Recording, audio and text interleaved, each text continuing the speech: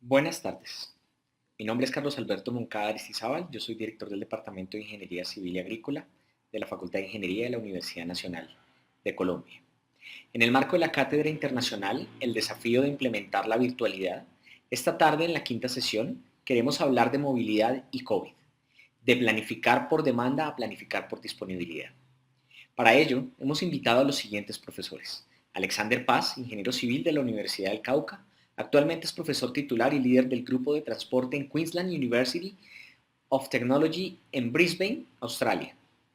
Fabiana Judith Zimmerman, ingeniera civil de la Universidad de Buenos Aires, actualmente trabaja como subsecretaria de Tránsito y Transporte en el municipio de La Matanza, en Argentina.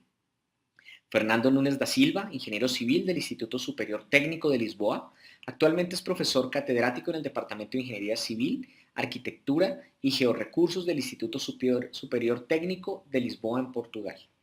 Vicente Torres Garibay, ingeniero civil de la Universidad Nacional Autónoma de México, actualmente es gerente de la empresa BTG Consultores y director de Asuntos Públicos de Urban Transit. Y para la moderación del conversatorio, la ingeniera civil Margarita Rosa Gómez Betancourt, actualmente profesora asociada de la Facultad de Minas de la Universidad Nacional de Colombia en la sede de Medellín. Antes de iniciar con el conversatorio, queremos preguntarles a ellos lo siguiente. ¿Cómo era la movilidad de su ciudad y su país en el año 2019 y cómo ha afectado el COVID los diferentes desplazamientos de personas y mercancías en este año 2020? Muy buenos días, saludos a todos. Mi nombre es Alexander Paz. Les voy a presentar algunas estadísticas del sistema de transporte en Australia y algunos efectos del coronavirus. Espero que la información que les voy a presentar les sea de ayuda. Vamos a hablar principalmente de las condiciones de transporte alrededor del área metropolitana donde se encuentra Brisbane. Esta zona incluye 7 ciudades con una población total de 3.6 millones de habitantes.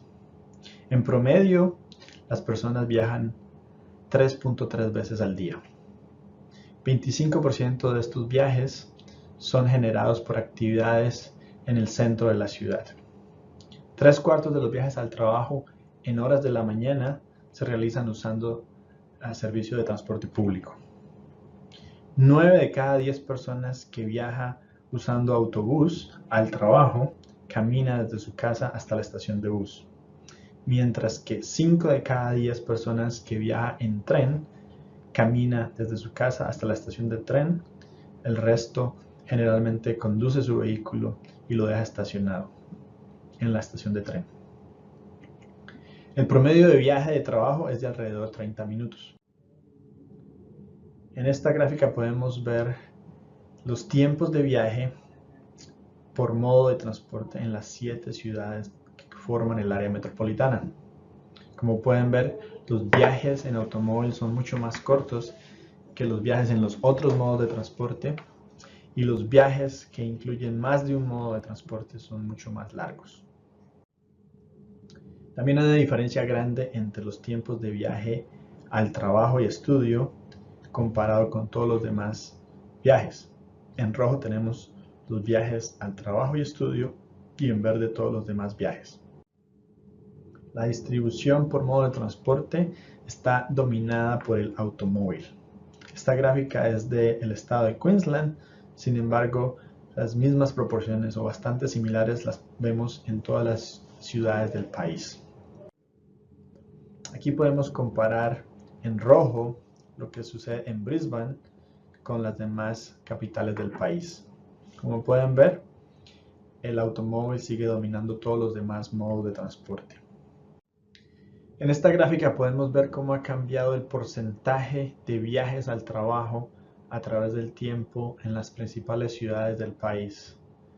En los 70, 80 y 90 hubo una disminución, generalmente o seguramente por el aumento en los vehículos, en el número de vehículos. Sin embargo, en los últimos años afortunadamente ha habido un incremento, especialmente en las mayores capitales del país, seguramente por congestión y costo. Como pueden ver, en Sydney más del 25% de los viajes al trabajo se realizan usando servicios de transporte público. En esta gráfica vemos los efectos del coronavirus en Brisbane. En la escala horizontal tenemos tiempo, desde enero hasta mediados de abril. En la escala vertical tenemos el porcentaje de cambio en el número de viajes. Como vemos, alrededor de mediados de marzo comenzaron a disminuir dramáticamente el número de viajes.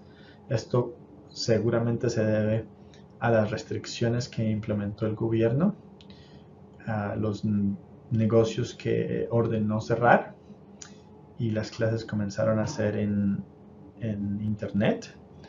Asimismo, como muchos de los empleados, se les recomendó que trabajaran desde sus casas. Así que esto disminuyó la necesidad de viajes.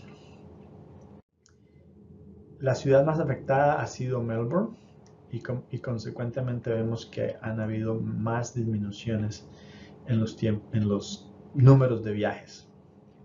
Aquí solamente tenemos hasta abril. En las últimas semanas ha habido una segunda ola de casos, y consecuentemente han habido muchas más restricciones. Así que seguramente los números que vemos aquí son mucho más altos de los que van a haber en los meses siguientes. Es decir, en los meses siguientes van a haber mucho menos viajes. Sydney es la segunda ciudad más afectada en Australia. El gobierno ha implementado muchas restricciones, lo cual ha disminuido el número de viajes, como se ilustra en esta gráfica. De nuevo, no tenemos los números en los últimos meses, pero seguramente el efecto es mucho más grande porque ha habido una segunda ola de casos. Y lo mismo vemos en Perth, que es la ciudad más remota del país. Han habido pocos casos, pero el gobierno ha restringido mucho las actividades en la región.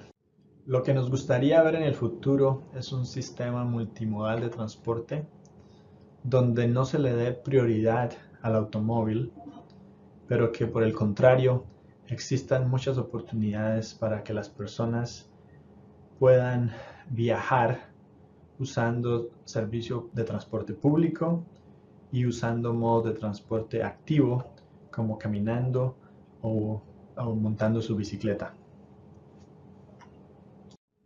Hay mucho interés por parte de la comunidad y del gobierno en aumentar el número de viajes usando sistemas de transporte activo como la bicicleta. Sin embargo, el reto más grande es la seguridad vial.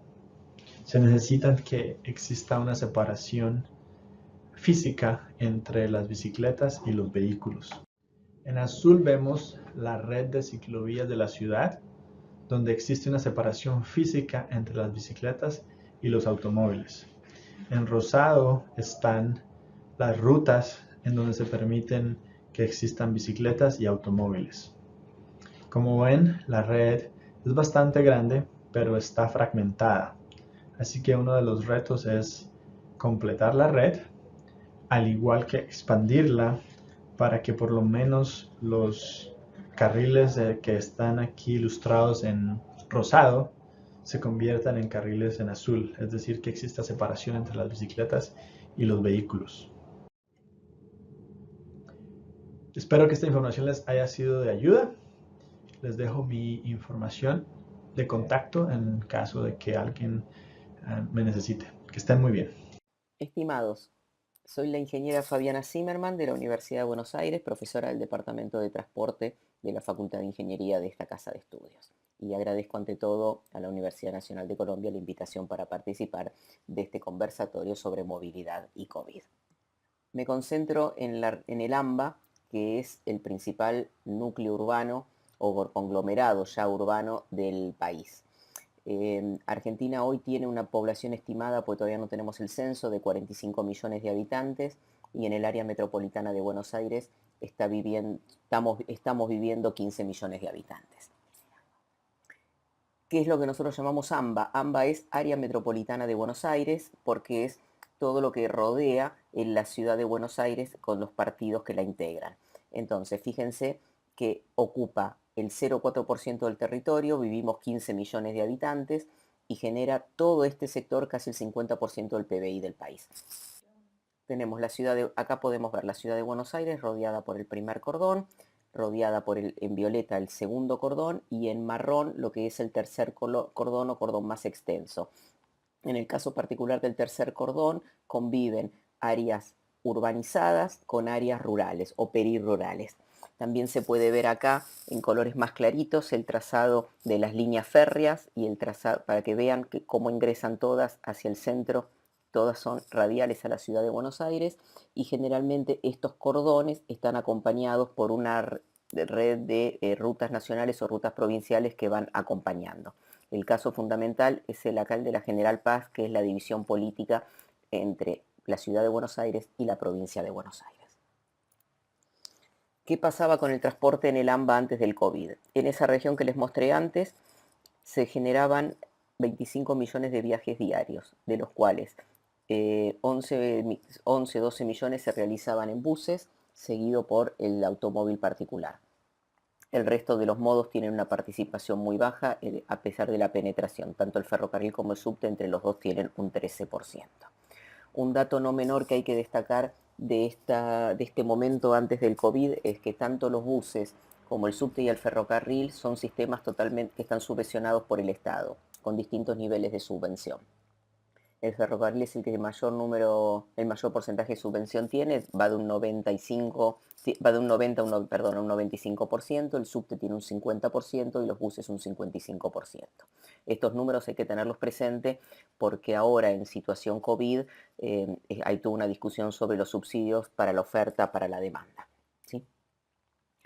Esto es la evolución de la movilidad ya en COVID. Estamos tomando un miércoles 29 de julio, que es un COVID estricto, una situación estricta. Nosotros tenemos un decreto presidencial que rige desde el 20 de marzo, donde se decreta el aislamiento social preventivo y obligatorio, y ahí se establecen una serie de actividades denominadas esenciales, que son las personas que están habilitadas para viajar. En este caso a través de un permiso que se gestiona con una aplicación y que habilita a la persona a viajar en el modo de transporte que declara, particular o público. En el caso del público, para viajar en tren hay que descargarse una aplicación que se llama Reserva tu tren, que funcionan las 4 líneas principales y sirve para reservar el pasaje entre las 6 y las 10 de la mañana para ingresar a la ciudad de Buenos Aires. Para volver a la tarde no hay ningún tipo de reserva. En el caso del subte están la mitad de las estaciones abiertas, así que esto significa que el subte está haciendo un recorrido con estaciones intermedias donde no se detiene y también se está controlando la cantidad de pasajeros para que todos viajen sentados y no haya personas paradas, justamente para que se mantenga el aislamiento social. En el caso del colectivo es un poco más difícil, está aislado el chofer y el chofer no es un policía, con lo cual es bastante complicado poder controlar la cantidad de gente que sube y se supone que solo los trabajadores esenciales, como aquellos que son aquellos que están en salud, en servicios de seguridad, funcionarios públicos en la industria de la alimentación, son aquellos que pueden usar el transporte público. Acá hay una filmina que me parece sumamente clara porque está pensada desde el inicio de la pandemia hasta, fíjense, hasta la semana pasada, el lunes 3 de agosto, y lo que ustedes ven, esa caída abrupta, son los primeros 15 días de cuarentena estricta que hemos tenido y después a medida que se fueron liberando actividades va incrementándose. En general el mayor receptor de viajes es el automóvil particular porque se fomenta el uso del automóvil particular y está en la conciencia de la ciudadanía que viajar en transporte público es un medio de contagio. Hay que desestigmatizar el transporte público como un vector de contagio porque es un problema que va a surgir no ahora, sino cuando volvamos a algún tipo de nueva normalidad y la gente no quiera volver a usar el transporte público. Los picos que van viendo durante las curvas se deben a las distintas fases que fuimos atravesando, donde se liberaron más actividades, volvimos a restringir, volvimos a liberar, volvimos a restringir en función de los contagios que vamos teniendo, sobre todo en el área metropolitana de Buenos Aires, que son los picos que están mandando. Acá hay una cuestión donde se pueden ver las demoras en los accesos, medidas en kilómetros. Esto tiene que ver con que se han cerrado accesos a la ciudad de Buenos Aires y las demoras se dan por las colas y por los controles, porque se controla que las personas tengan el permiso de circulación. Entonces, ¿qué es lo que vamos a tener que analizar de ahora en adelante, especialmente para el transporte público? ¿Qué pasaba pre-COVID? había diferencias por modo y el modo automotor era el que evidenciaba signos de alerta porque estaba perdiendo viajes en detrimento del subte y el ferrocarril y quizás en algún sentido en lo que es la ciudad de Buenos Aires los modos sustentables como la caminata o el viaje en bicicleta. Cuando tuvimos los primeros días de ASPO estricto, el foco estaba en relajar la curva y en salvar vidas, con lo cual se prohibió casi todo. En el relajado se empiezan a liberar las restricciones y hay una transición hacia la nueva normalidad. La gran pregunta es, ¿a qué llamamos nosotros nueva normalidad? Vamos a trabajar sobre costos, vamos a estudiar oferta-demanda, vamos a trabajar sobre tarifas, sobre subsidios.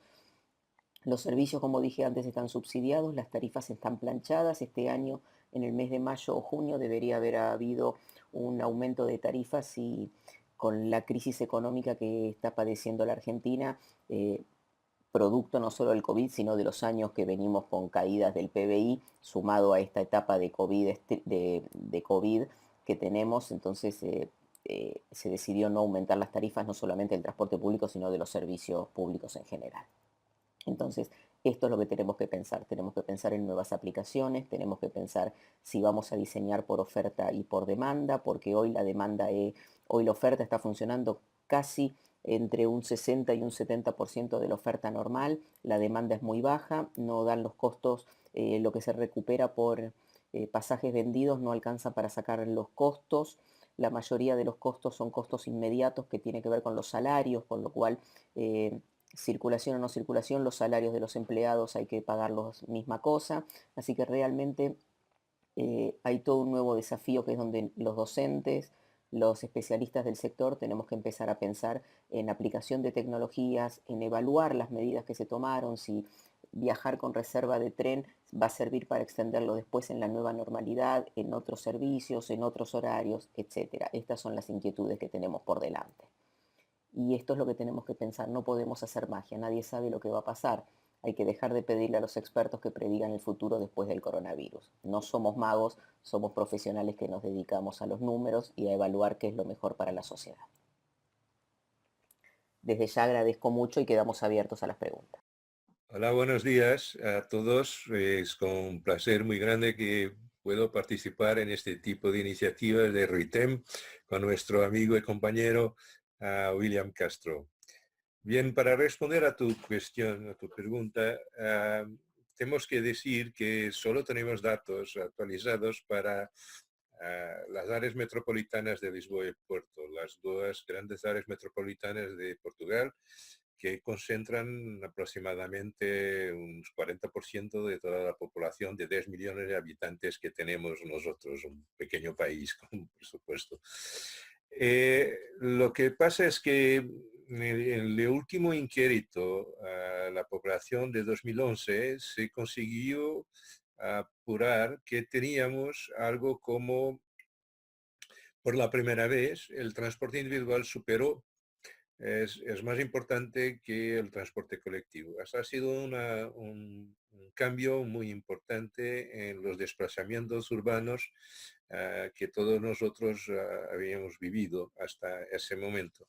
En 2001, que era el último cambio de antes, lo último teníamos un 60% de los desplazamientos se hacían en transporte colectivo y eso ha bajado muy significativamente para poco más que unos 15 si consideramos todos los tipos de desplazamientos, incluso lo caminar, que era algo que estaría muy importante alrededor de los 25. Entonces teníamos algo como, como 30% para el transporte individual. Si consideramos solo los modos motorizados, claro que ahí era más importante. De todas las formas, el transporte colectivo era dominante. En 2011 este se ha cambiado. Los datos del Instituto Nacional de Estadísticas sobre el recenseamiento de la población en la habitación nos da a conocer que el transporte individual se ha aumentado su cuota de mercado. El último inquérito que a la movilidad que se ha hecho solo por las dos áreas metropolitanas, que se ha hecho en 2011 y publicada en 2018, nos dice que la situación se ha agravado muchísimo. En Porto, el norte del país, en todos los desplazamientos diarios, el porcentaje de transporte individual es cerca de 68%, un poco menos, 59% en Lisboa. Eso se explica también por el tipo de ocupación de territorio, que en el norte es mucho más disperso y el servicio de transporte colectivo pesado, que al decir en sitio propio es menor, es menos importante y por eso se puede explicar un poco esa diferencia entre Lisboa y Porto. Lo transporte colectivo ha quedado en cotas muy bajas, ¿no? Hemos pasado para 11% en Porto, 16% en Lisboa. Caminar o bicicleta, pero la bicicleta es residual. En ambas las áreas metropolitanas solo 0.4%, 0.5% de la gente utiliza la bicicleta en sus desplazamientos normales. Es solo lo caminar, entonces diríamos algo como 18.5 o 23% en Lisboa, 18.5 en Lisboa, en Porto. ¿Cuáles han sido los cambios más importantes que se han registrado en este momento? Hay que decir que en 2019 se ha comenzado a pensar en crear un nuevo sistema tarifario muy importante, potente, para las áreas urbanas, y que eso se tradució en una reducción brutal que ha comenzado en enero de 2020, una reducción brutal del coste de transporte. En este momento, en Lisboa y Puerto, cada uno que viaja en su municipio paga 30 euros al mes. Si viaja en más que uno o dos municipios, más que uno municipio, dos o más municipios, paga 40 euros para viajar en todos los modos de transporte, de empresas públicas, de empresas privadas, poco importa, se puede viajar en todos los modos de transporte por ese coste. Eso ha creado un aumento muy significativo de la utilización de transporte colectivo y al final del primer mes se registraba un aumento en la orden de los 30-40% de gente que utilizaba el transporte colectivo, lo que ha causado problemas de congestión, de ocupación muy elevada y que se estaba haciendo un peligro para la atractividad del transporte. Con la pandemia, lo que se ha pasado es una reducción brutal. En este momento, el transporte colectivo se queda a niveles de utilización de 30% de lo que tenía antes. Mismo después de la gente se poder salir a trabajar y a caminar, etc. Desde el mes de junio, los ingresos en transporte colectivo se han quedado ahí muy, muy bajos en relación a lo que pasaba en los tiempos de antes de la pandemia. Las estimativas para el final del mes de junio es de cerca de 40%, 45% de los desplazamientos en transporte colectivo que había antes. La utilización de transporte privado, al contrario, en términos percentuales, teniendo en cuenta que hay un porcentaje muy grande de gente que no está más trabajando, que no está trabajando, que está trabajando en situaciones muy particulares, el transporte individual ha crecido. Las bicicletas se han utilizado un poco más, pero solo no en términos de desplazamientos, casa-trabajo, casa-escuela, las escuelas están cerradas, pero al interior de los desplazamientos del día, ¿no? Quiere decir que estoy trabajando en un sitio, me tengo que desplazar a algo que es próximo y entonces puedes utilizar la bicicleta. Pero el porcentaje no es superior a 1% de total de los desplazamientos. Quiere decir que se ha doblado la utilización de la bicicleta, pero queda un valor muchísimo, muchísimo pequeño comparativamente con los otros modos de transporte. Hay que decir que durante la pandemia, el periodo más importante, hay un porcentaje entre 25 y 30% de la gente que se quedó en teletrabajo. Pero ese valor es inferior a la gente que tenía que continuar a trabajar. Ha habido mucha gente que siguió trabajando. 35.5% de la gente siguió trabajando. Y todo lo resto, quiero decir, los otros 35% hoy estaban sin actividad, que estaban en layoff, que estaban en paro o que estaban asistiendo a familiares porque los familiares no podían, las escuelas no existían, no estaban abiertas y que se tenía que estar junto con los niños. Eso es una justificación para no ir a trabajar, ¿no? Entonces, esto quiere decir que ha sido un porcentaje brutal de gente que se no desplazó más. Y aquellos que se desplazaban para ir a comprar bienes de primera necesidad, 62%, o para ir a la farmacia, 11%, o trabajar, porque era obligatorio trabajar, el 23%. Es decir, se da una noción muy clara de la disminución de la movilidad durante este periodo, mismo después de que estamos saliendo de las medidas más restrictivas que han sido aplicadas. Se puede ver que, por ejemplo, la gente que nunca salía de casa es 14%, 31% solo salía hasta una vez por semana para hacer sus compras básicas, y la gente que salía todos los días o un poco más era 31%, quiere decir menos que un tercio. 2/3 de la población se quedaba en casa o solo salía para hacer algo muy preciso. Ese es importante porque nosotros seguimos teniendo una visión de que la oferta de transporte colectivo tiene que cambiar muchísimo en este nuevo contexto y sobre todo desde que la memoria de estos meses muy difíciles siga siguiendo. Gracias. Hola, ¿cómo están? Soy Vicente Torres, soy de la Ciudad de México y quiero agradecer a la Universidad Nacional, a William y a todo el equipo de profesores por invitarme a este conversatorio. Bueno, ¿qué les puedo yo decir? Miren, antes del COVID la Ciudad de México se movía mucho, o bueno, al menos eso creíamos. 22 millones de habitantes generando 34 millones de viajes diarios en la zona metropolitana según la última encuesta Origen Destino de 2017. Pensábamos que se movía todo el tiempo, aunque para moverte tuvieras que pasar por mucho tiempo detenido en realidad. 70% de estos viajes, 70% de estos 34 millones de viajes se hacían en transporte público.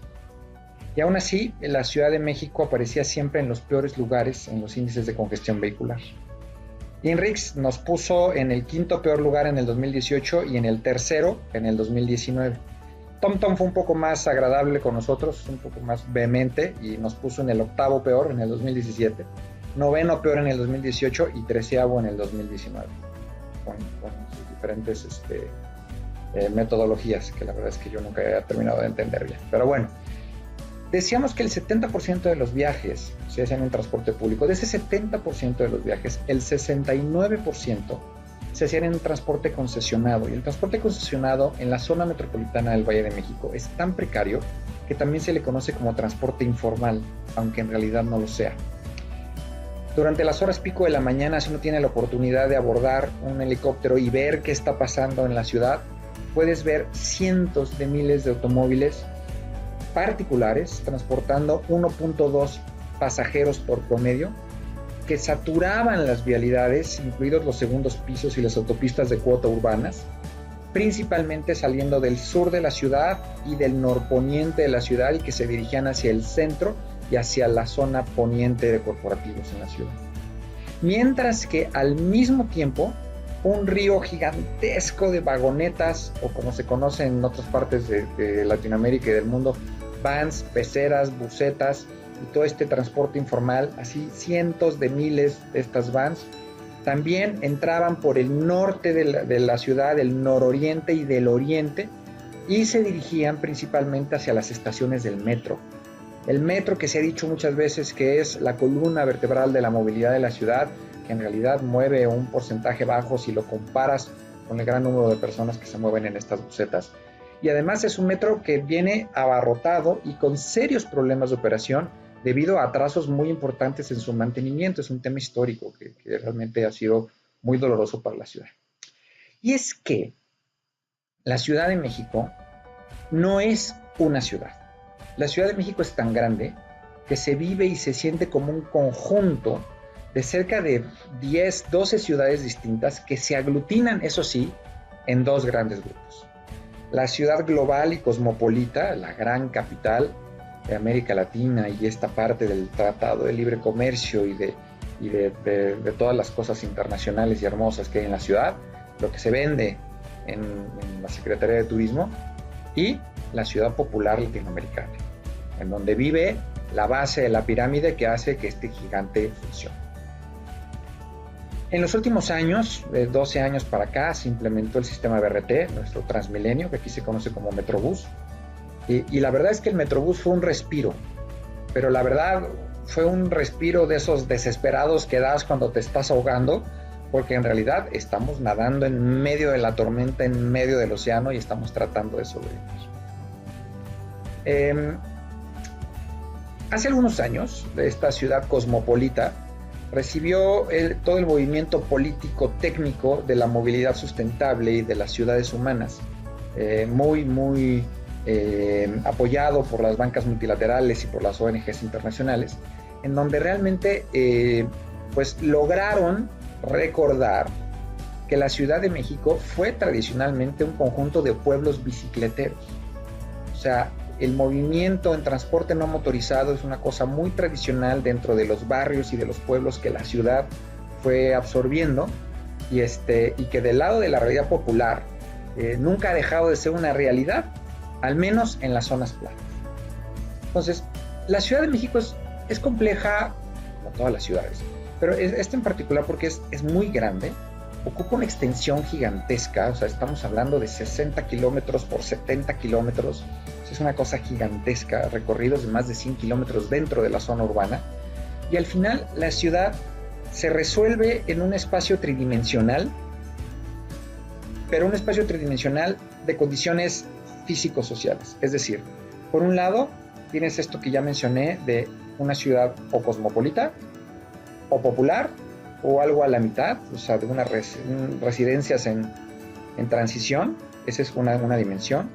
La segunda dimensión puede ser la dimensión del terreno, es decir, si vives en la parte del lago, que es una parte plana, en la parte de transición, que es una parte con pequeñas colinas pero muy ligeras, y la parte montañosa, la parte de la sierra, en donde en realidad es muy difícil poder andar en bicicleta por ahí. Esa es la segunda dimensión. Y la tercera dimensión pues es la ocupación de los viajes, si haces viajes cortos, viajes intermedios o viajes largos. Combinen ustedes estas tres dimensiones y ahí tienes toda la complejidad y todo lo que se vive en cuanto a la movilidad en la Ciudad de México. Y así nos movíamos, así nos movíamos antes de la pandemia. ¿Y qué está pasando ahorita durante esta pandemia? Bueno, pues en realidad es que no está pasando algo muy sorprendente. Está pasando que la ciudad cosmopolita, que es la ciudad privilegiada, se está portando como tal, y la ciudad popular está haciendo lo suyo. Es decir, la ciudad privilegiada se ha detenido, se hace teletrabajo, se mueve poco, se usan cubrebocas, eso sí, cubrebocas muy fashion, N95, cosas que se ven bonitas, que se ven bien, que se combinan. Se opta por ciclovías emergentes, por estrictas medidas de sanitización en parques y en zonas de posibles aglomeraciones, y se trata de mantener el control y el contagio, y tú te mueves por la zona poniente, por la zona surponiente de la ciudad, que es esta zona privilegiada, y realmente sientes que hay un alto en las actividades. Y por otro lado, la otra ciudad, la otra realidad que es tan válida como la anterior, es la ciudad popular, la cual no ha dejado de moverse. Y no ha dejado de moverse porque simplemente no puede hacerlo. Más de la mitad de la economía de este país sucede en la informalidad. es una población que vive al día, que no tiene ahorros y que no puede dejar de trabajar o cae en la miseria. Es gente que tiene que salir a moverse. Es muy interesante, bueno, que en este país no ha existido una cuarentena obligatoria. Mucho se ha dicho, lamentablemente, que en México, ante esta pandemia, dependemos del sistema inmunológico mexicano, porque en el sistema social no podemos confiar y la verdad es que no nos está yendo bien. Los últimos números de mortalidad en cuanto a COVID pues, nos ponen en los peores lugares junto con Brasil y junto con Estados Unidos. Interesante también es decir que esta pandemia comenzó en la Ciudad de México, en el lado de la zona privilegiada, es decir, toda la gente que tuvo oportunidad de viajar a Europa o de viajar a Asia fueron los que se trajeron el virus a la ciudad y en donde empezaron los primeros brotes. Hoy en día, toda esta epidemia migró y los principales focos de contagio y los principales índices de mortalidad se dan en la zona del oriente, que es la zona de la ciudad popular, en donde la gente no ha podido parar, donde no se han podido cuidar, donde no saben, donde falta cultura, en fin, donde hay una serie de situaciones que hace que les esté yendo mucho peor que en la zona más privilegiada. ¿Qué va a pasar? ¿Qué va a pasar después del COVID? Bueno, pues yo creo que primero tendríamos que definir si realmente va a existir una línea clara entre un antes y un después. Esto ha sido tan largo y tan profundo que será muy difícil salir un día a la calle y decir, ok, listo, ya se acabó, seguimos adelante.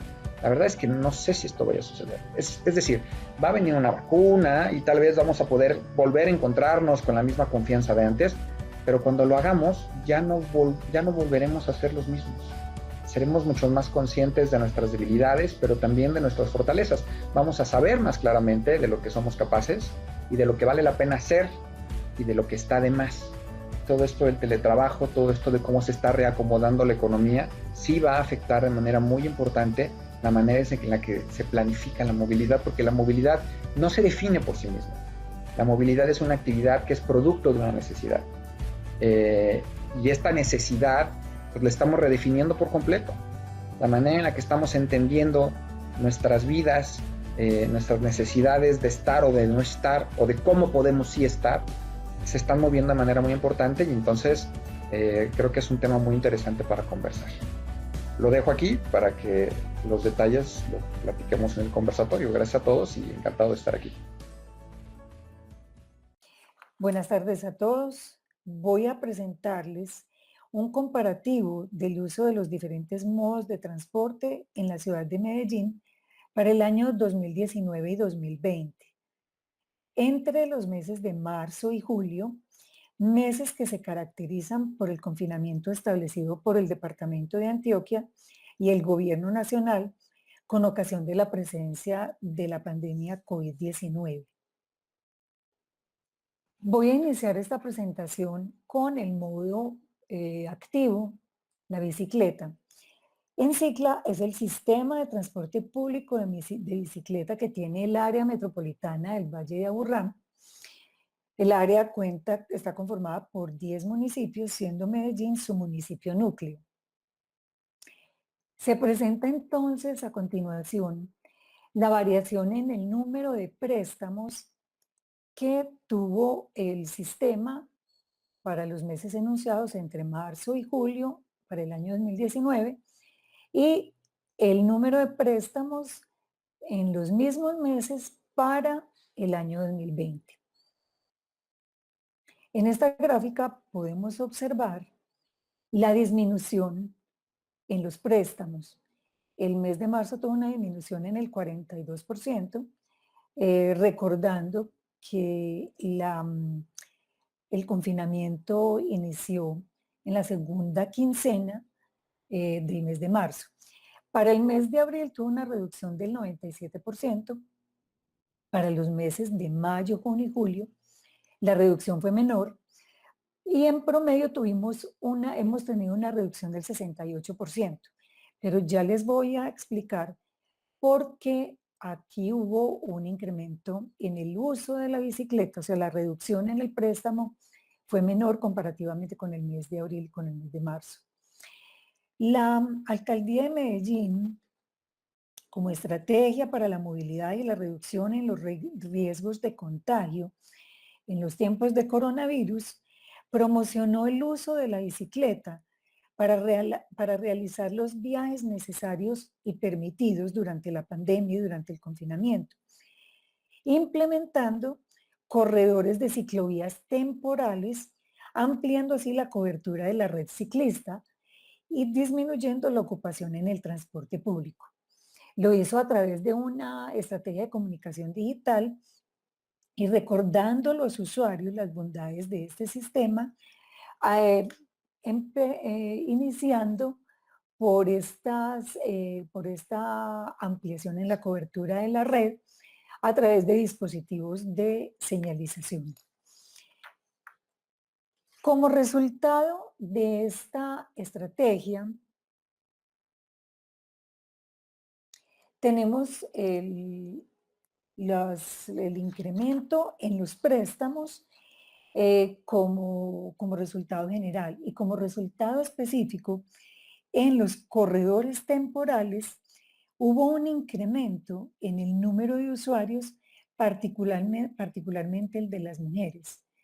Entonces, lo que se buscó a través de la ampliación de la red era el incremento en el número de usuarios y sorprendentemente el incremento en el número de mujeres.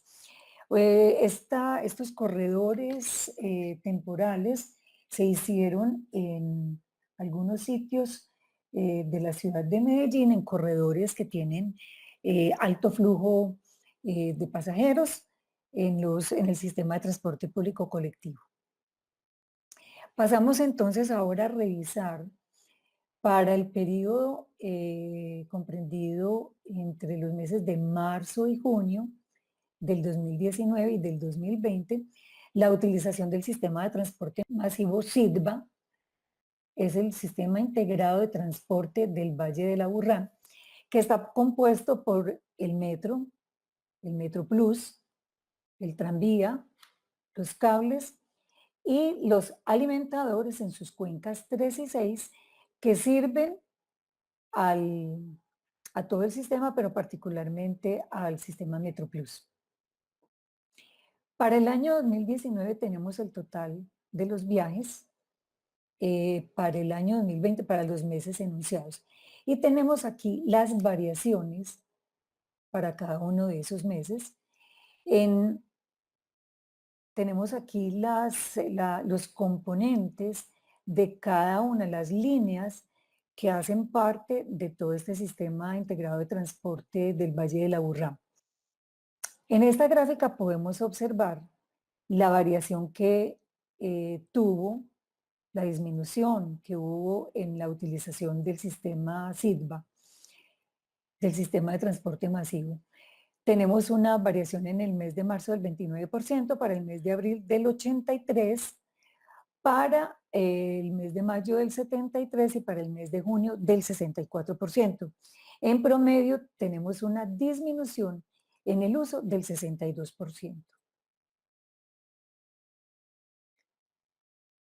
Los registros de la ciudad a través del Observatorio de Movilidad en el Sistema Inteligente de Medellín registraron las siguientes variaciones en la velocidad. Tenemos para el periodo comprendido entre los meses de marzo y junio del 2019 y los mismos meses para el año 2020, una variación en la velocidad, un incremento del 11% para el mes de marzo, del 30% para el mes de abril, 26% en el mes de mayo y para el mes de junio del 17%, con un promedio entonces de variación del 21%. Y tenemos unas velocidades de flujo ininterrumpido y de flujo interrumpido con unas variaciones del 41%. Tenemos entonces, como les decía, para flujo continuo del 17%, un incremento promedio del 17% y para flujo interrumpido del 28%.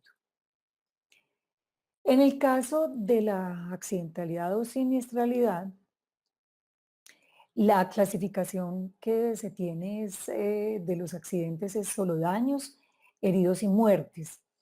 Tenemos para los meses de marzo a junio del 2019 y del 2020 una variación importante durante el mes de marzo del 38%, abril del 85%, mayo del 68%, junio del 51% para un promedio del 61%. En accidentes con heridos tenemos una variación del 9% para el mes de marzo, 63% en el mes de abril, 40% en el mes de mayo, 26% en el mes de junio y un promedio del 35%. Y para fatalidades tenemos una disminución en el mes de marzo del 14%, en abril del 63%, mayo no hubo variación, en el mes de junio del 60%, para un promedio entonces de una disminución en el 38%. En el número total de accidentes tenemos una disminución del 47% en promedio.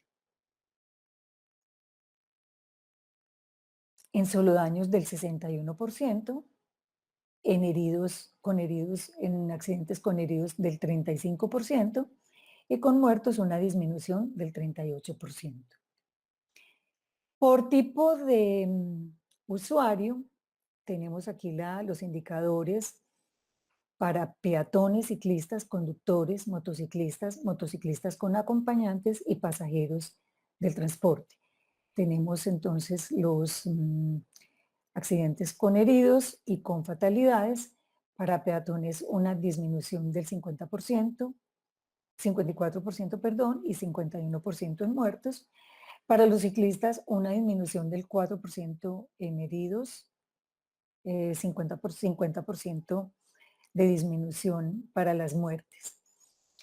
Para los conductores una disminución del 15% en heridos y una disminución de 50% en las fatalidades.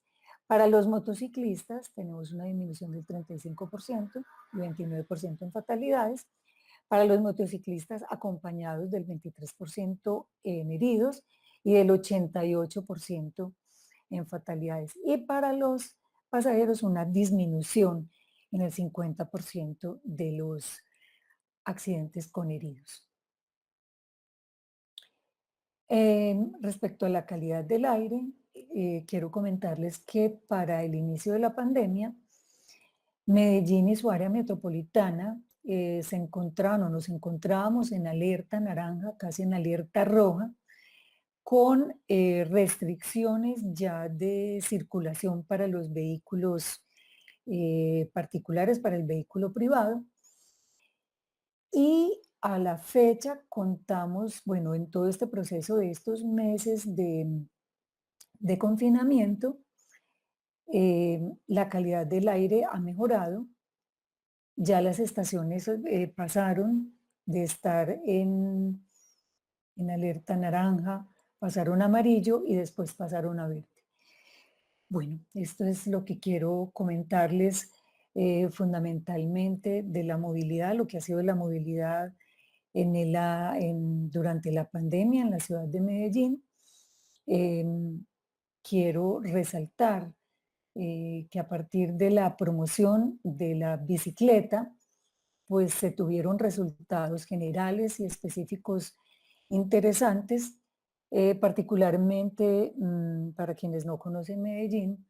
Medellín es una ciudad con una temperatura de más o menos unos 25, 26 grados, digamos en promedio, estamos a unos 1.600 metros a nivel del mar, pero tiene una topografía empinada, es decir, una topografía no es tan plana y por tanto el uso de la bicicleta pues es menos de lo que seguramente los profesionales en el área de la movilidad quisiéramos. Rescatamos entonces las estrategias de movilidad para incentivar el uso de la bicicleta como movilidad activa y como medio de transporte económico, saludable y con una disminución importante en el riesgo de contagio. Gracias a ustedes por la atención. Buenas tardes a todos. Este primer conversatorio tendrá un total de 3 rondas de preguntas para los 4 invitados. Del total de 232 preguntas generales y específicas recibidas, hemos seleccionado la siguiente para iniciar esta jornada. En primer lugar, una pregunta general enviada desde la ciudad de Valledupar por el estudiante Kevin José Carranza Pulido del programa de Ingeniería Mecatrónica. La pregunta es, ¿creen que todos estos cambios que se han producido en la movilidad se mantendrán en el futuro cuando hayamos superado la pandemia? Por favor, contestarla en el orden siguiente. Primero contesta el profesor Alexander, luego la profesora Fabiana, luego el profesor Fernando y por último el profesor Vicente. Profesor Alexander, tiene la palabra.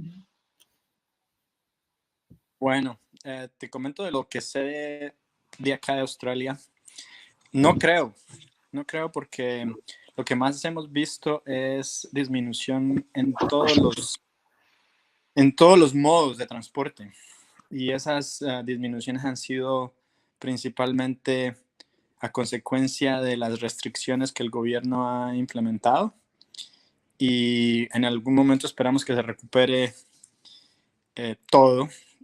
Y seguramente no vamos a regresar a los niveles originales de viajes, pero vamos a estar bastante cerca de lo que se presentaba antes.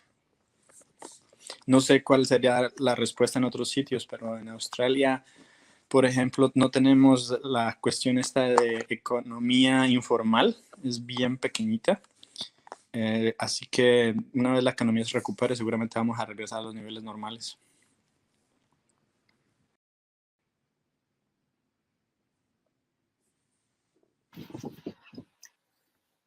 Gracias, profesor Alexander.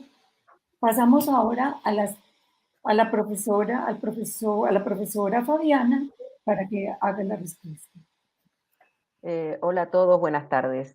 Entendemos que estos cambios que se vienen dando, algunos van a quedarse y otros entendemos que vamos a volver a la situación anterior a la pandemia. Estamos en una situación rara y nos falta evaluarla todavía. Si bien estamos recolectando datos y estamos viendo cómo son los cambios en los patrones, es muy pronto para decir si estos cambios se van a quedar en un futuro. Entiendo que algunos sí, y es bueno reflexionar y programar sobre estos cambios y planificar sobre estos cambios, pero hay otros que salieron de emergencia para atender la coyuntura y no son cambios estructurales que podamos tener en cuenta en un futuro. Gracias, profesora Fabiana. Profesor Fernando.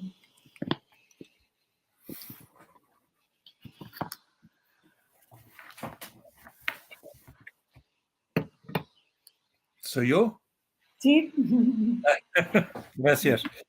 Yo estoy de acuerdo, creo que, pero de todas las formas, lo creo que habrá algunos cambios, no solo en los sistemas de transporte, pero también en el trabajo y en el urbanismo, ¿no? En el transporte lo creo que hasta que la memoria de la pandemia sigue muy presente y que lo que estamos viendo es que no se va a desaparecer tan pronto, ¿no? En Europa se está ya en una segunda onda, una segunda fase de la pandemia que por veces cuando se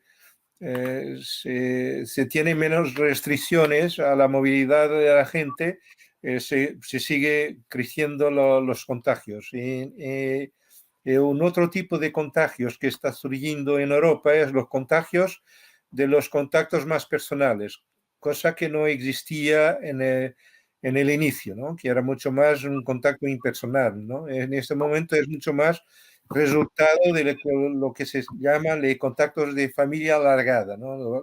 Familiares, amigos y todo lo demás. En cuanto a esta sensación de peligro en la utilización del transporte colectivo, que ha sido, por ejemplo, uno de los responsables por un aumento de contagios en la área metropolitana de Lisboa, lo que se va a acontecer, lo que se está pasando en muchas ciudades europeas, es un aumento de la utilización del transporte individual, del automóvil, ¿no? Y creo que eso será algo que va a ficar para más tiempo que lo supongamos. Vamos a querer tener un tipo de transporte más seguro. Eso se implica de todo los tipos de transportes individuales o, cuando mucho, compartido con gente que se conoce. Pero, por otro lado, creo que va a haber una cierta disminución de necesidades de desplazamiento, lo que podremos hablar como la no movilidad. Quiere decir que hay toda una redescubierta de un cierto urbanismo de proximidad.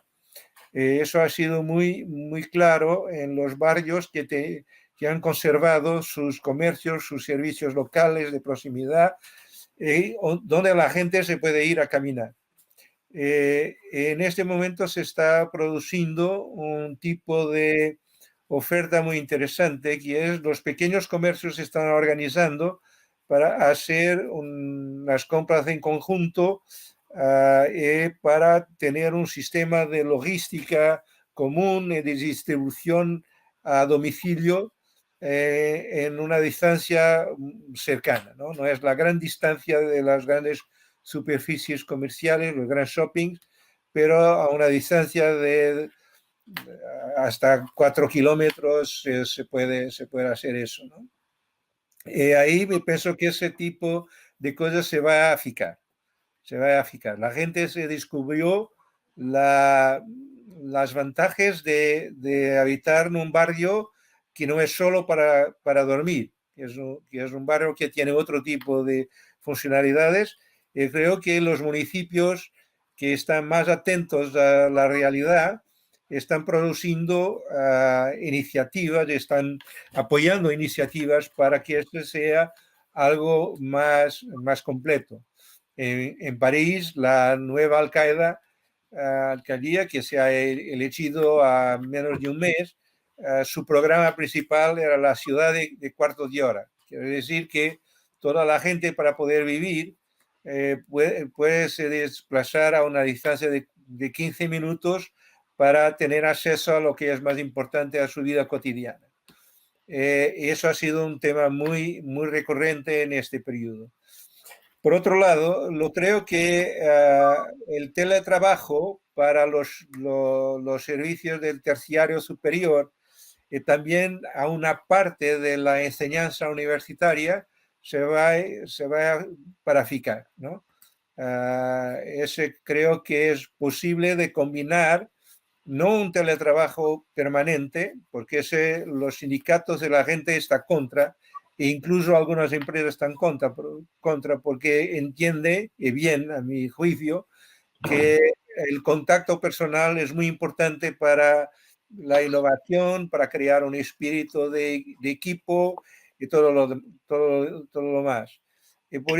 Pero es posible que se va a trabajar unos 2 días por semana en teletrabajo con turnos, para disminuir, por un lado, la concentración de la gente en los espacios, y por otro lado, para crear una mayor libertad de organizar su vida personal. Yo creo que esos serán los temas que van a ficar para después de la pandemia. Pero en cuanto a lo transporte, me parece que lo que se va a ver es ir para atrás, ¿no? Es recuar, no sé si se lo dice en castellano, recuar, ¿no? Y es una una importancia mayor que se vaya a dar al transporte individual, que es lo único que ha crecido en términos percentuales de utilización durante la pandemia. Gracias. Espero que me haya entendido un poco menos. Le damos la palabra al profesor Vicente. Bueno, pues gracias de nuevo por la invitación, por permitirme estar aquí.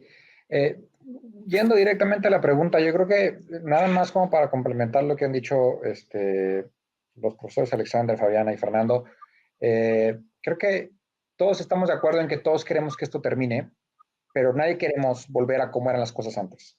Y creo que eso es muy interesante y eso sí pone la base de una esperanza interesante sobre qué puede pasar en el futuro.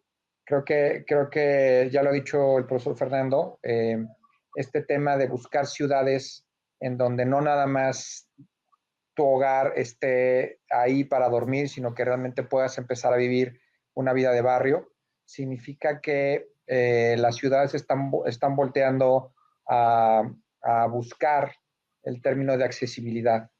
Es decir, realmente poder tener ciudades en donde no sea necesario movernos todo el tiempo.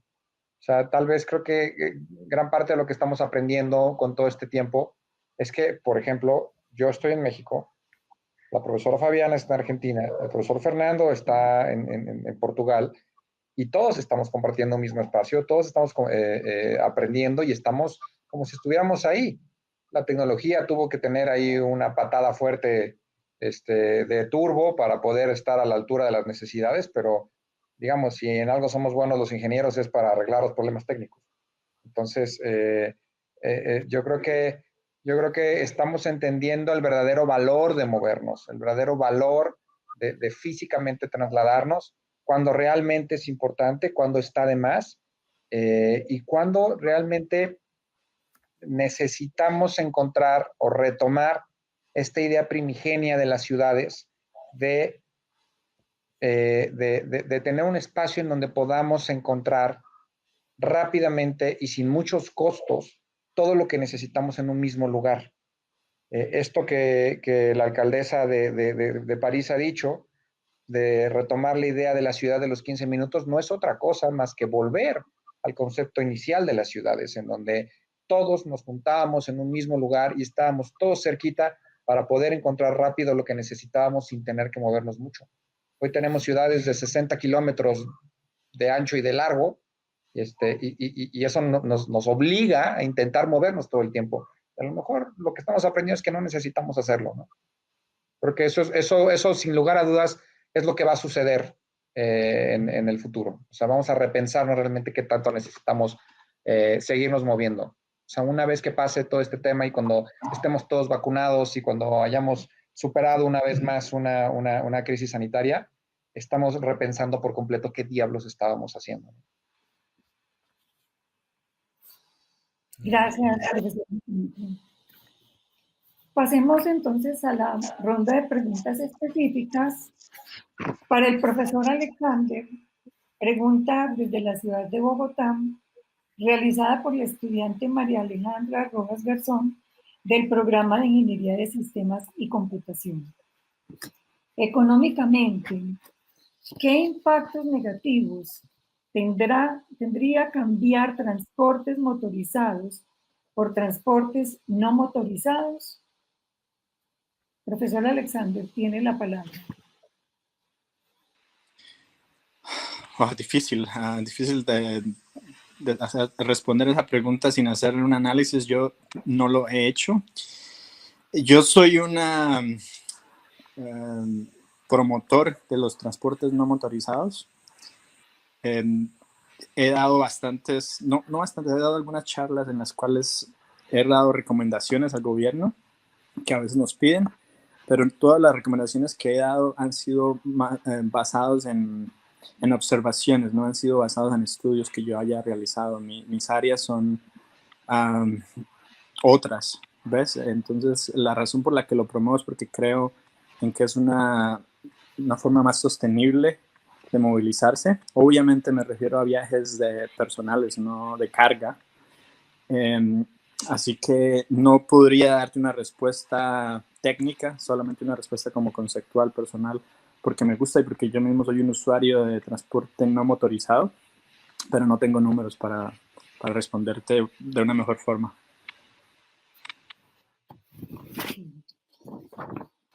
Gracias al profesor Alexander.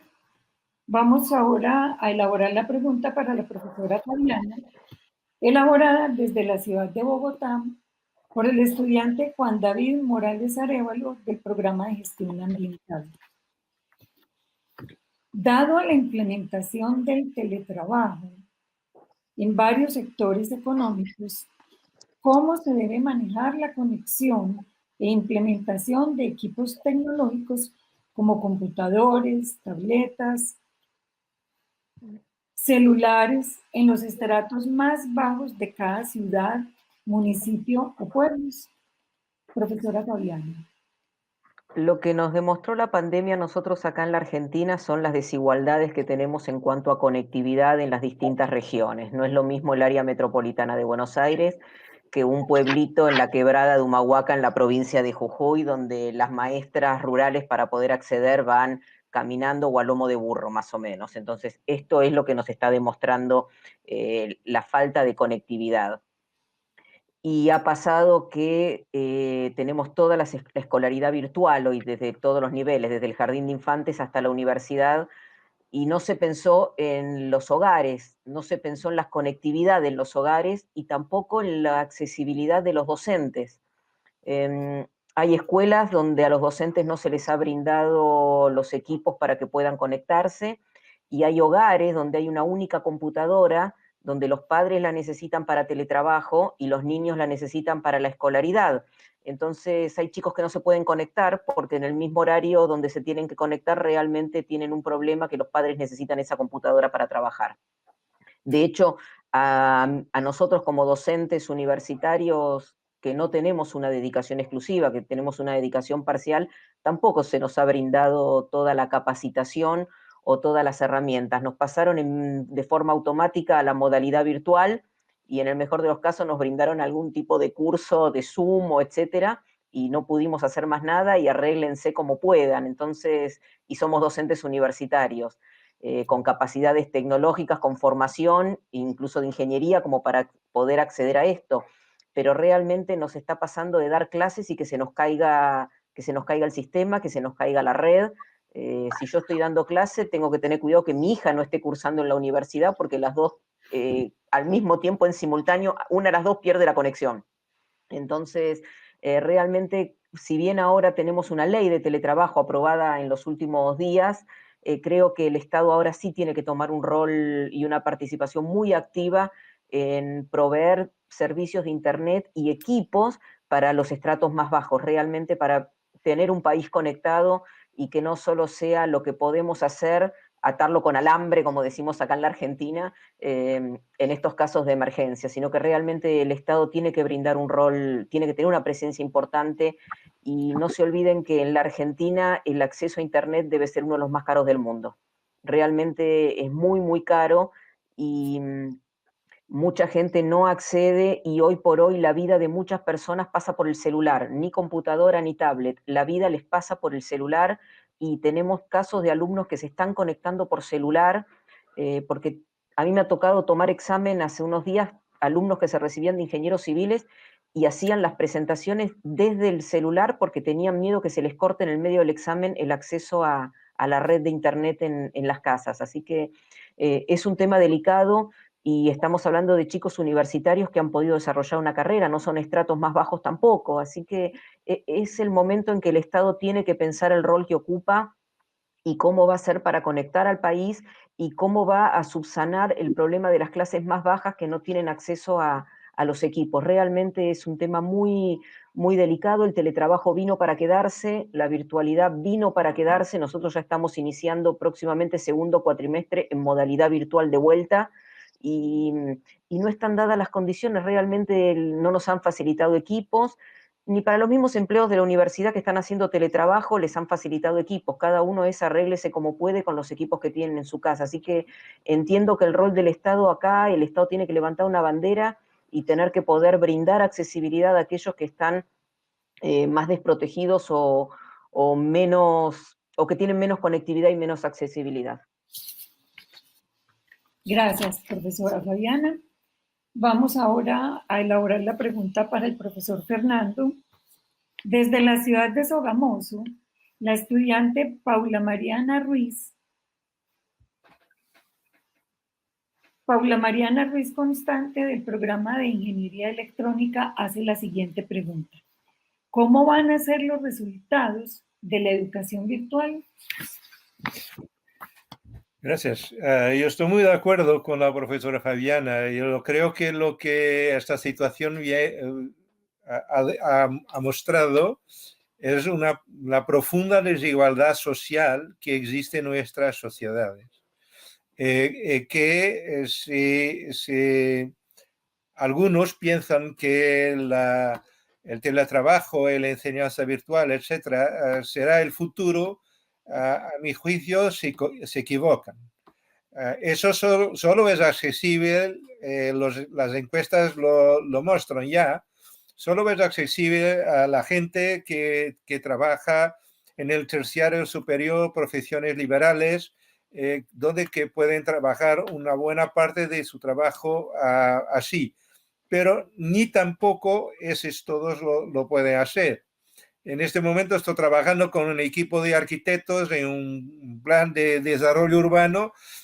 Nos combinamos que tenemos que nos reunir esta semana porque con todos los cambios de enviar plantas, etcétera, es muy difícil después de trabajar en soluciones que resultan de un diálogo sobre la tabla, ¿no? Cuando se está trabajando mismo. A toda una parte que se puede preparar antes, pero en algún momento es necesario que la gente sí se encuentre. ¿Cuál ha sido el resultado? Bueno, en Portugal hay que distinguir dos cosas. Lo que ha sido el ensino básico, esto ha creado problemas muy graves a los niños, ¿no? Los niños le hace mucha falta el contacto con los otros, la situación, además que tienen también los problemas que han sido dicho que es la gente que más pobre, de menos recursos, no tenía los aparatos necesarios para seguir las clases virtuales. Por otro lado, a padres que trabajaban también en esas situaciones de que no que no podían acompañar sus niños en los mismos horarios o que no lo sabían cómo hacer. Entonces, ese es un problema dramático. Pero en la universidad lo creo que se vaya a pasar una situación que es aquella que estamos intentando programar para el inicio de las clases en medio de septiembre, que es lo siguiente, que es pregrabar las clases más teóricas de exposición cuando las clases son de 150 o más alumnos, ¿no? En ese tipo, los alumnos se pueden trabajar en grupo en su casa y seguir las clases más teóricas. Todo lo que es a las prácticas, laboratorios, etcétera, se va a funcionar por turnos, pero presenciales, y eso es fundamental. Y por otro lado, se va a crear unos espacios de tutoría que permite que los grupos de alumnos que pueden venir, 4 o 5, no más, que pueden venir a hablar con profesor para tirar sus dudas y discutir los temas teóricos que intentan. Entonces, yo creo que la situación se podrá encaminar en ese sentido, que es lo que es posible y que es incluso más fácil y que permite una mayor libertad de los alumnos para seguir clases, incluso de una forma más participada, entre ellos, se puede hacer con una enseñanza a distancia. Pero, por otro lado, se va a reforzar los contactos más personalizados en clases con menos alumnos, 24 el máximo para los laboratorios y a las prácticas, y las tutoriales el máximo 4 o 5, para que ese contacto sea más participativo, programado. Y con eso nos esperamos que es posible incluso mejorar el aprovechamiento de los alumnos, porque lo que se ve es que cuando los alumnos, cuando se comienza a aproximar la época de los exámenes, la mayoría de los alumnos no va más a las aulas teóricas, porque están trabajando en sus proyectos, están concluyendo sus trabajos prácticos, etc., ¿no? Y con eso es posible hacerlo. Es la única forma que pienso que es adecuada a este tipo de situación, porque por otro lado también permite reducir en 50% el número de alumnos y profesores en el campus. Y entonces crear condiciones sanitarias más adecuadas. Gracias, profesor Fernando. Para terminar la segunda ronda de preguntas, esta va dirigida al profesor Vicente desde la ciudad de Bogotá, elaborada por la estudiante Laura Camila Pineda Aldana, del programa de Ingeniería Industrial. ¿Las vías elevadas contribuyen a que la movilidad en una ciudad sea más eficiente? Profesor Vicente. No, no. Bueno, a ver, antes de contestar esa pregunta, que es muy fácil de contestar, nada más un poquito como para ahondar, porque me parece que es un tema súper interesante lo que se ha estado hablando, tanto la profesora Fabiana como el profesor Fernando, en términos de la accesibilidad. Estábamos hablando de que la accesibilidad no es solamente una cuestión de infraestructura urbana, es también una cuestión de infraestructura de telecomunicación, claro, en donde realmente dé las condiciones para que todas las personas puedan realmente no moverse, o moverse lo menos posible. Entonces, se hablaba de que es momento de que el gobierno, de que las autoridades, de que el Estado comience a ejecutar su rol dentro de esto, y me parece muy, muy acertado, porque en realidad todos estos temas siempre han sido muy relegados hacia la iniciativa privada. Y comenzando desde la distribución urbana de mercancías. O sea, siempre se dijo, bueno, mira, yo no sé cómo llega la Coca-Cola o cómo llega el producto a la tienda de la esquina, simplemente ahí está siempre.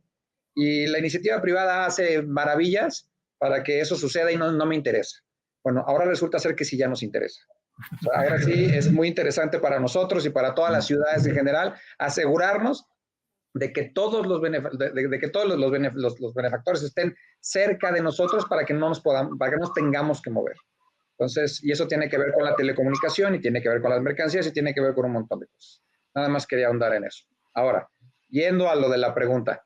Híjole, la verdad es que las vías elevadas no ayudan significativamente a mejorar la movilidad. Lejos de ayudarla, parece que la pueden empeorar. Se trata de toda una visión, se trata de todo un concepto. Las vías elevadas tradicionalmente están diseñadas para la movilidad de vehículos particulares, los cuales se ha demostrado que la movilidad en vehículos particulares es la más ineficiente, la más costosa, la más inequitativa, la menos democrática, la más injusta, la que mayores externalidades genera y sobre la que queremos tratar de evitar a toda costa. Pensar en construir segundos pisos, vías elevadas, mayor número de carriles, es seguir en un paradigma muy antiguo, que es el paradigma de la capacidad, en donde se buscaba que hubiera más espacio para que pudieran caber más coches. Y lo único que nos dimos cuenta es que los coches simplemente se iban creciendo conforme le ibas dando más y más espacio. Alguna vez alguien muy atinado comentó que tratar de atender el problema de la movilidad construyendo más infraestructura para los vehículos es como tratar de atender el problema de la obesidad poniéndole más agujeros al cinturón. O sea, en realidad no se trata de eso. Se trata de hacer todo un cambio en el paradigma, se trata de entender las cosas de manera distinta. Decíamos, el paradigma de la capacidad decía, construyamos más espacio para que quepan más coches. Después vino el paradigma de la movilidad, en donde se dijo, no, es que no queremos mover coches, queremos mover personas. Entonces el peatón va primero y se hizo la pirámide invertida de la movilidad y todas las secretarías de transporte se convirtieron en secretarías de movilidad y entonces se trabajó mucho para que eso se lograra. Y ahorita estamos ante un tercer cambio de paradigma en donde se está diciendo, no, ¿sabes qué? A lo mejor movernos no es tan buena idea dentro de las ciudades. Entonces pasamos de capacidad, movilidad, accesibilidad. Y estamos dentro del paradigma de la accesibilidad. Gracias, profesor Vicente. En esta última ronda de preguntas, queremos que ustedes, con frases cortas y palabras claves, mencionen máximo 3 aspectos que tendrá el futuro de la movilidad en sus ciudades o países. Le damos la palabra al profesor Alexander. Ok. Vamos a tener mucho más transporte no motorizado. Vamos a tener mucho más bicicletas eléctricas. Y vamos a tener, de hecho, hay varios proyectos de transporte de servicio público bastante grandes. Así que vamos a tener en general mucho más transporte que envuelve el servicio público. Movilidad como un servicio es algo que está aumentando y hay bastante interés del gobierno y de la comunidad por este tipo de transporte.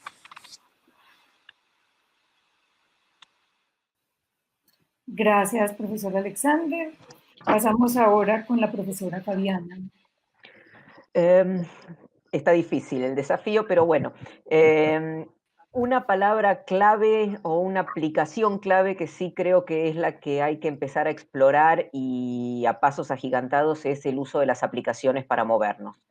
La gente está teniendo mucho miedo del contacto físico, entonces todo lo que pueda ser virtual, desde reservar lugar para estacionar, reservar un pasaje, la tarjeta de contacto para subir al colectivo, todo esto creo que es el momento de explorar y explotar las aplicaciones para poder viajar más tranquilos, con menos contacto y salvaguardando un poco el tiempo y la salud. Sobre todo estamos en un tema donde la sanidad está a la orden del día y la gente tiene miedo. Realmente hay encuestas que nos han develado a nosotros del CONICET, que es nuestra comisión de investigaciones, se ha hecho una encuesta sobre movilidad y la gente ha manifestado el miedo a moverse en transporte público. Esta cosa de que el transporte público es el único que contagia, vamos a tener que seguir usando transporte público, entonces hay que investigar y explorar cuáles son las nuevas metodologías para evitar los contagios en este medio y no estigmatizarlo. No es un sistema para pobres, es un sistema para todos. Eso por un lado. Segundo, creo que hay que no solamente pensar en la oferta, sino también en la demanda. El teletrabajo, como dije antes, vino para quedarse. Entonces hay que pensar en extender los horarios pico, esta concentración de 4, 5, 6 personas por metro cuadrado arriba de un subte, arriba de un colectivo, arriba de un tren. Hay que pensar en escalonar los ingresos a las actividades tanto públicas como privadas. En lo que no se puede hacer por teletrabajo hay que poder escalonarlos. No todos tenemos que entrar a trabajar a las 9 de la mañana. Hay actividades que pueden empezar a las 11 y eso va a achatar los picos de forma que la gente viaje un poco más segura. Así que me da la sensación que ese es otro de los temas que tenemos que empezar a explorar, hacer ingresos escalonados a las actividades de forma tal que no nos concentremos todos en los mismos sistemas. Y después una campaña muy agresiva para tratar de que la gente deje el auto particular. Volvimos todos al auto particular porque es la manera más segura de no contagiarnos. Entonces hay que pensar en hacer un combo o hacer una combinación de algunos días teletrabajo, también para la actividad pública. Siempre el teletrabajo está pensado para la actividad privada. De hecho, yo estoy ejerciendo una función pública en un municipio del área metropolitana de Buenos Aires donde no tenemos firma digital, no tenemos expedientes digitales y donde si yo no voy como subsecretaria a firmar planillas de asistencia, los empleados no cobran. Entonces realmente hay que pensar y eso tiene que ver con el rol del Estado también, ¿no? Y yo tengo gente habilitada para teletrabajo, con un código especial y tuve que pedirlo al municipio que me habiliten un código. Entonces, la modernización del Estado no tiene que ser puro palabrerío, sino hay que ponerla en práctica. Y es un desafío interesante para algunos municipios, otros ya están más adelantados como la ciudad de Buenos Aires, pero los municipios del área metropolitana con problemas de conexión. Entonces yo tengo problemas de conexión, cuando tengo que hacer una reunión Zoom me vengo a trabajar a mi casa, dejo la oficina y me vengo a trabajar a casa, como esta reunión no la podría hacer desde mi oficina. Entonces esas son creo que los desafíos que nos plantea, lo que nos va a dejar la pandemia para más adelante. No sé si fueron breves, pero me parece que son las inquietudes que tenemos todos. Gracias, profesora Fabiana. Damos la palabra al profesor Fernando. Gracias. Muy bien, profesor Fabiana. Estoy muy de acuerdo con usted, también con lo que ha dicho antes el Vicente, ¿no? En términos de transporte, lo creo que, para no repetir, lo creo que es necesario ir cada vez más a menos movilidad motorizada, lo que suponga lo que ha dicho Vicente, ¿no? Tenemos que trabajar más para planificar la accesibilidad y no tanto la movilidad. Y eso es un problema de urbanismo, es un problema de condiciones para desplazarnos a pie, bicicleta, etcétera, pero es también un problema de logística urbana, como lo ha dicho muy bien. El segundo aspecto es que me parece que tiene que haber una mayor intermovilidad. Quiere decir, no me parece que es posible de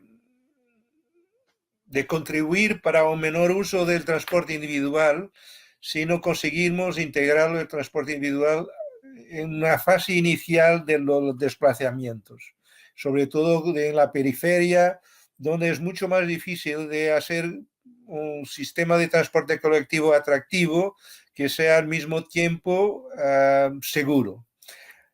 Porque cuando nos caminamos para el centro, lo creo que la planificación tendrá que cambiar, porque en este momento, cuando estábamos mucho trabajando por la demanda, la idea era de crear troncales muy fuertes donde se concentraba toda la demanda, porque eso nos permitía tener una frecuencia muy elevada, ¿no? Y explorar muy fácilmente como un tren, ¿no? Mismo como lo BRT, lo Transmilenio, algo así, ¿no? Eso lo creo que está condenado. No es posible en estos momentos arreglar una demanda cuando se está concentrando todo en ejes prioritarios. Y pienso que es posible, y eso ha sido algo que se ha comenzado a desarrollar con la pandemia, con una combinación entre aplicaciones informáticas con control centralizado, con comunicaciones muy sencillas, que es posible de crear redes mucho más flexibles y mucho más adaptadas a la demanda, que en combinación con la ciudad 24 horas, como lo ha dicho Fabiana, escalonar las actividades. No solo las actividades que se hacen normalmente durante el día, pero también algunas que se pueden hacer en los periodos más fuera de la actividad principal de la ciudad. Eso se ha intentado con logística urbana, se ha intentado con algunos servicios de manutención, etcétera, etcétera, que es posible planificar de una forma mayor.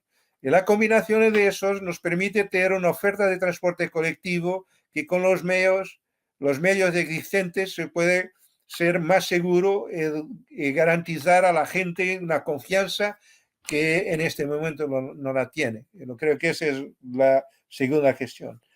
Y la tercera, creo que va a tener un desarrollo mucho más acelerado que teníamos antes, que es sobre todo para los desplazamientos al interior del CBD, al interior de la área más densa y de mayor concentración de actividades económicas, de comercio, servicios, terciario, etcétera, que es la movilidad, la automación del transporte. Eso pienso que va a tener algún papel en ese tipo de cosas, porque no creo que es posible pasar a una automación completa de todo el sistema de transporte. Creo que ese es una utopía que no es posible. Un ingeniero lo comprende muy bien, que no es posible pasar nuestras ciudades de un año al otro, no digo de un día al otro, de un año al otro a un sistema completamente automático. Eso es imposible, ¿no? Pero ni hay capacidad en las redes para gerir toda la información necesaria. Pero lo que es posible es tener algunas rutas para servir zonas más densas donde se puede reservar,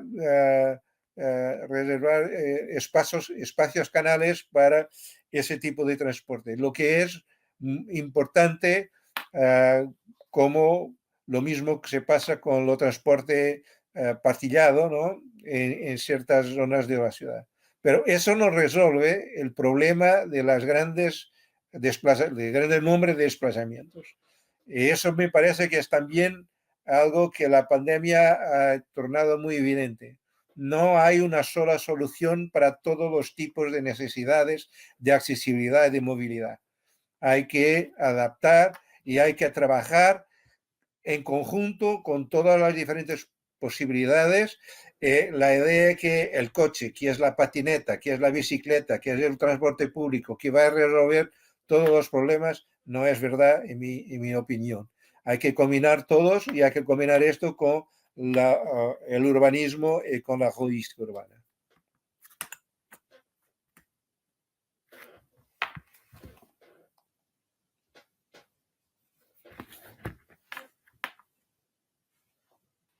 Le damos la palabra entonces al profesor Vicente. Gracias. Bueno, yo creo que aquí es muy importante cuando hablamos del futuro y de qué va a pasar y cuando empezamos así como a tratar de futurear un poquito, tenemos que buscar el realismo y tenemos que buscar el pragmatismo. Yo quería mencionar algo que sucede mucho en las ciudades de América Latina y en los países en vías de desarrollo. Sin lugar a dudas es algo que sucede todo el tiempo en Ciudad de México, y es que Ciudad de México no es una sola ciudad. Ciudad de México es un conjunto de muchas ciudades en donde se viven realidades muy distintas en el mismo lugar. En este sentido, en términos de COVID, hay dos realidades que han estado conviviendo todo este tiempo, y es la realidad de los privilegiados, la realidad de los que se pueden teleconectar, de los que pueden cambiar y de los que pueden decir, esto es una oportunidad para ser mejor. Y la otra realidad es la realidad de los que no pueden parar. O sea, es la realidad de la economía informal, es la realidad de la gente que no tiene ahorros, de la gente que vive al día, de la gente que si no trabaja 2 días se queda sin comer. Entonces, es la realidad de la gente que, aunque quisieran, no van a poder comprar un auto privado. Se tienen que seguir moviendo en el metro, se tienen que seguir moviendo en el transporte público. O sea, en Ciudad de México hay 34 millones de viajes diarios, de los cuales el 70% se hace en transporte público. Y de ese 70%, el 69% se hace en las busetas y en lo que aquí les llamamos las peceras, que es el transporte concesionado o el transporte informal. Ahí es en donde está la masa de las personas, y ahí es en donde está una enorme realidad que no está peleada con la otra, o sea, es tan válida como la otra, y que tenemos que encontrar este punto en común cuando hablamos de la nueva realidad, ¿no? En realidad es que tenemos un mundo privilegiado en donde se está hablando de vamos a cambiar hacia el teletrabajo, vamos a ser más eficientes, vamos a buscar accesibilidad, vida de barrio, trabajar cerca de donde vivimos, en fin, todas estas cosas que parecen muy idílicas y la verdad muy bonitas. Y por otro lado tenemos, la verdad, a la gente que está confiando en su sistema inmunológico porque el sistema social no les da ninguna ayuda. Y eso es algo que tenemos que tomar en cuenta. Cuando se habla del futuro de la movilidad, yo digo que por lo menos en cuanto a Ciudad de México vivimos 3 dimensiones. La dimensión física, es decir, la ciudad está compuesta por una zona del lago, que es una zona muy plana, muy vulnerable a los sismos. Hay una zona de transición en donde hay unas pequeñas lomas, en donde se puede mover mucho todavía en transporte no motorizado. Y hay una zona de lomas en donde es imposible pensar en moverse en una bicicleta, ¿no? O en un monopatín. Esa es una dimensión. La otra dimensión es la dimensión de las longitudes de los viajes. Vivimos en una ciudad en donde puedes hacer recorridos de 100 kilómetros dentro de la zona urbana. Entonces, si tus viajes son cortos, si tus viajes son largos, si tus viajes son medianos, esa es otra gran dimensión. Y finalmente, esta que yo les estaba diciendo, o sea, la dimensión de la gente privilegiada que realmente, que además, paradójicamente, la zona privilegiada de la ciudad fue la que introdujo el COVID a la ciudad, porque era la gente que venía de Europa, que venía de Estados Unidos, que había ido a vacacionar, que llegó, se instaló aquí, se enfermó a la gente de servicio y entonces la gente de servicio ahorita tiene todos los rebrotes y es en donde realmente se está dando la tragedia dentro de la ciudad. En fin, creo que es un tema multifactorial, es un tema complejo, en donde cuando hablas de pensar en el futuro, pues la verdad es que el futuro lamentablemente tiende a ser menos sorprendente de lo que quisiéramos. Sigue tendencias muy lógicas, muy básicas. Simplemente hay que ser pragmáticos y hay que ver las cosas como son y en dónde están. Entonces, aquí vamos a tener una combinación de gente que va a ser mucho mejor, de actividades que van a ser mucho más eficientes, en donde se van a repensar mucho la actividad económica y la actividad del día a día, y vas a seguir teniendo a la gente que va a tener que moverse todos los días, a lo mejor con condiciones de un poquito más de miedo, con un poquito de más cuidados, y eventualmente llegaremos a algún punto de equilibrio y alguna combinación de todo esto, ¿no? Bueno, muchas gracias a todos ustedes, profesores, por todos los análisis y las respuestas como conclusiones de este conversatorio. Hay unos puntos en que ustedes coinciden, unos puntos de diferencia, de divergencia, y pues también queda en el ambiente que las soluciones definitivamente no son únicas, sino una combinación de diferentes medidas. Si me permiten, llama la atención, o sea, coincidimos o coinciden ustedes en las dificultades que se han tenido para la conectividad y poder realizar el trabajo desde casa. No solamente aquellas personas que laboran, sino también para los estudiantes. Es algo en común que es necesario trabajarlo y llegar con más conectividad hacia aquellas personas que menos facilidades tienen. Por otro lado, también hay otro punto en común y es buscar la accesibilidad en las zonas o barrios de vivienda o en esas zonas. Pero como decían ustedes, a ver, ya tenemos una planificación, ya tenemos un urbanismo. ¿Cómo resolver justamente que las personas podamos tener esa accesibilidad de los servicios más primarios, por llamarlos de alguna manera? ¿Cómo poder volver a esa ciudad compacta, si me lo permiten, o a esa zona de vivienda que no solo sea barrios o ciudades dormitorio? También hay una gran preocupación porque no queremos volver a los mismos hábitos de movilidad que teníamos antes, en el vehículo privado, por ejemplo. Pero fíjense la contradicción. En el vehículo privado es donde podemos ir más seguros para no contagiarnos, para evitar los rebrotes en la ciudad. Entonces, ¿cómo manejar justamente esa movilidad? El profesor Vicente decía, disminuir, y ustedes todos coinciden en la disminución de esa necesidad de movernos y tener la posibilidad de una accesibilidad a las zonas donde vivimos. También hay otra coincidencia y es en la economía informal, aquellas personas que no se pueden quedar en casa y que necesitan salir a laborar, que su forma de moverse para tener ese sustento, para tener su ingreso, pues es sencillamente tomando el transporte público donde puede haber más contagio. Las ciudades 24 horas, los horarios escalonados de trabajo. Bueno, queda en el ambiente una serie de ideas, de esfuerzos, también de acciones, para revisar cuáles podrían ser esas soluciones cuando pasemos un poco esta pandemia del COVID-19. A todos ustedes, muchísimas gracias por la participación. Y quedamos atentos a continuar con esta cátedra y continuar con este aprendizaje de todos ustedes y de todas las personas que estando en ciudades y países diferentes, tenemos cosas en común. Muchas gracias.